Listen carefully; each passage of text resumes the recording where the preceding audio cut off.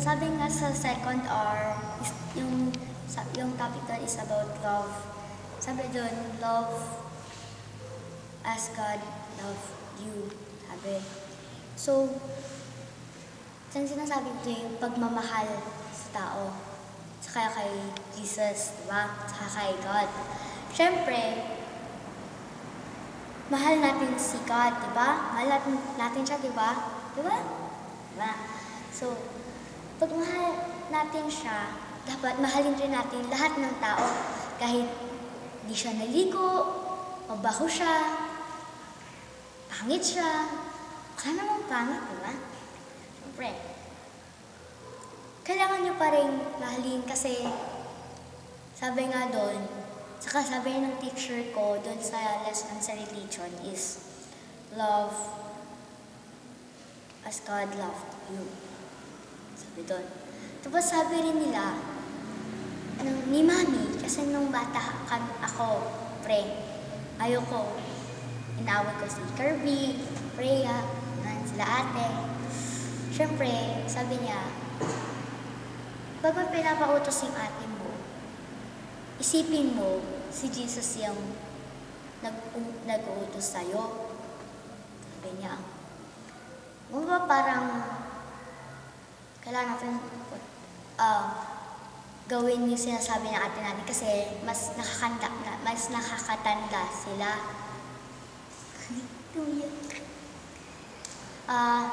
Saka, syempre, kailangan na natin ng pagmamahal. Kasi,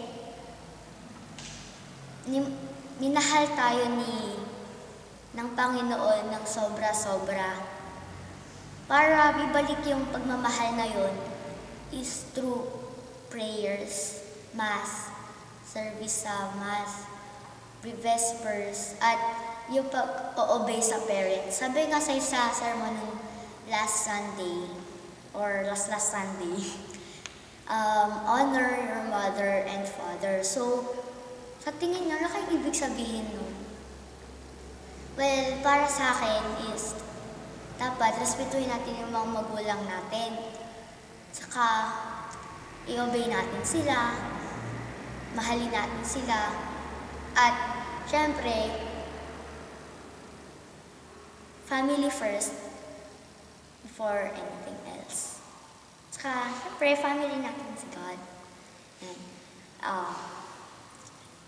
saka, sa mga in-encourage ko din yung mga tao na hindi naman sa hindi na nire-respeto. Yung parang mahalin nyo na yung parents nyo. Saka huwag na rin tayo sasabihin yung day lang, yung time lang, yung day na nandiyan na sila, nakahiga. Wala na. Hindi mo na masasabing, saka hindi mo na sila hindi mo nasasabi sa kanila na, Nay, sorry, Tay, sorry. Siyempre, kaya kailangan natin mahalin sila, respetuhin, at sundin sila. So, parang tayo na kailangan natin sundin yung sinasabi ni God. Dapat sundan natin yung right path na sinasabi niya na, Chen, kailangan mo dito, dumaan, hindi doon, sa kabaliktaran, syempre. Saka, yung lesson ko rin dito is, nung sumali ako sa Brev, kasi noon, parang, sinasagot kasi mom, yun. Yung sumali ako sa Brev, parang, ang laki ng pagbabago na natulong na kagaya dati na hindi ako nagdadasal sincerely sa rosary, ganun. Hindi ako nag-breviary kasi hindi pa namin alam. Hindi ko pag gano'n nire-respeto yung sila daddy, mommy, sila grandma. Saka, nagpapasalamat rin ako kay bro, tita Chachi na dinaling kami dito sa breviary. Sa breviarians para magbagong buhay. Maling yung, parang yung dati na ko nire-respeto sila ate.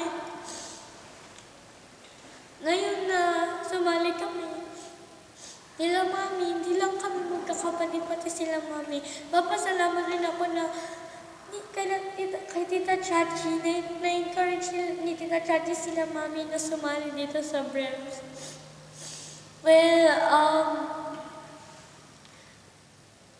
kailangan rin natin gawin lahat before it's too late. So,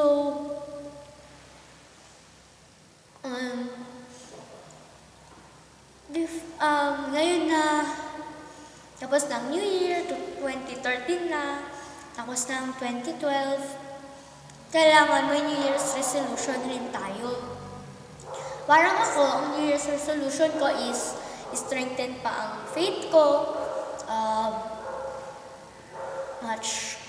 pray sincerely, tapos, syempre, pray to God, love mom and dad, your parents, follow 10 commandments, tsaka do good deeds and do good values. So, ang New Year's resolution ko rin is to have high grades.